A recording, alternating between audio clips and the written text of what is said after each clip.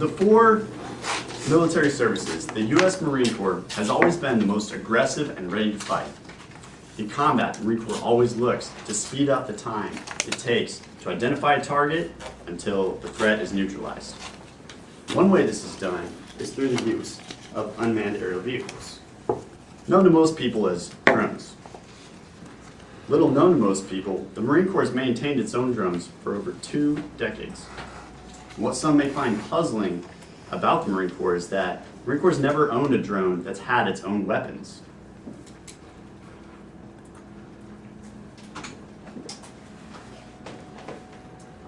The current drone fleet exists primarily for reconnaissance. The drones provide a live video feed of their targets, and they can accurately provide a position for any object that's on the ground. However, it's a lot like looking through a soda straw. When the Marine Corps drone operator finds the target he's looking for, he currently has to ask someone else with weapons to destroy the target for him. And with its own weapons, a drone can more quickly dispose of a target, potentially saving the lives of American troops or civilians. All this is done without risking the life of a single pilot. However, as we've seen in the news, drones can be used in more questionable ways. Today I hope to persuade you that the Marine Corps should not add weapons to its current drone fleet. And I do this for 2 reasons, 2 main reasons. The first is politics. There is a public backlash against the use of armed drones, and the Marine Corps should avoid the melee. The second is that the Marine Corps already has the capability to integrate its drones with other weapon systems, and not just ones carried on the drone itself. And currently, the CIA and the Air Force use drones like these to fight the war on terror overseas. They use drones like the Predator and the Reaper to reach foreign countries where it would be dangerous to send American troops. But the American people are becoming increasingly wary of the use of these armed drones, especially when they're used to kill American citizens in other countries. Since 2009, when President Obama assumed office, there have been 4 Americans that have been killed in other countries. 4 American citizens killed by drones. One of these 4 was both an American citizen and a senior Al-Qaeda leader. But the debate still continues over whether or not drone strikes against American citizens are a violation of constitutional rights. Many people argue that drones have given senior leaders the ability to be judge, jury, and executioner. Until this debate is over, the Marine Corps can take the moral high ground by not adding weapons to their drones.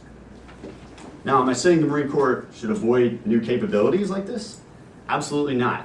The Marine Corps already has the capability to integrate its drones with things like artillery, naval gunfire from ships, and also aircraft with real weapons and real pilots. On my last deployment to Afghanistan, my unit proved this concept. One particular day, we saved an entire logistical convoy from being ambushed by a large group of enemy combatants. When we found them, they were setting up their machine guns and their mortars, and we had to ask another aircraft to do the dirty work with its missiles. By not having its own weapons, the drone operators must coordinate with someone else who will question whether or not the target is legitimate to strike. This adds another safeguard to the process and prevents unauthorized strikes. So what will happen if the Marine Corps does arm its tactical drones? Well, first, the targets that could be destroyed by those drones would have to be individuals, not equipment. The Marine Corps uses the medium-sized tactical drones like this, and they're launched from a catapult and don't use traditional runways. Because of their small size, they can only carry a very small weapon, something like a grenade. This weapon may work well at taking out one individual or maybe a small group of enemy combatants, but it will be largely ineffective against anything larger, like a tank, for example. What if the Marine Corps replaced its drone fleet with something larger like this, like the Predator, Reaper, so they could carry big weapons? Well, this would spell disaster for the Marine Corps. It would lose its expeditionary edge and end up looking like the Air Force. Oh. Not sublime. The more the Marine Corps looks like the other branches, the closer it comes to extinction. The nation does not need a Marine Corps. The nation wants a Marine Corps. The Marine Corps still does more with less resources than all the other branches. And that has been a deciding factor every time Congress has looked at dismantling the Marine Corps.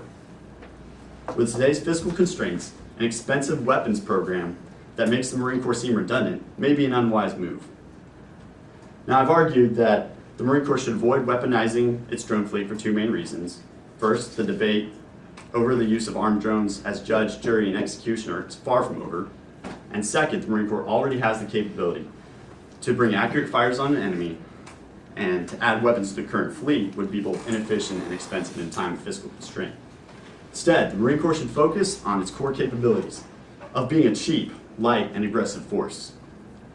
Drone squadrons and other support units should make every effort to integrate their capabilities so they can destroy the right targets at the right time in combat. The desire to lower the response time is legitimate. I understand it. Many targets have escaped due to delays in coordinating. But the Marine Corps should not shy away from additional steps necessary to justify use of lethal force. Such safeguards protect from unauthorized strikes and ultimately serve to preserve the Corps' sublime image as one of the most trustworthy organizations in our nation's history. Mr. Toastmaster.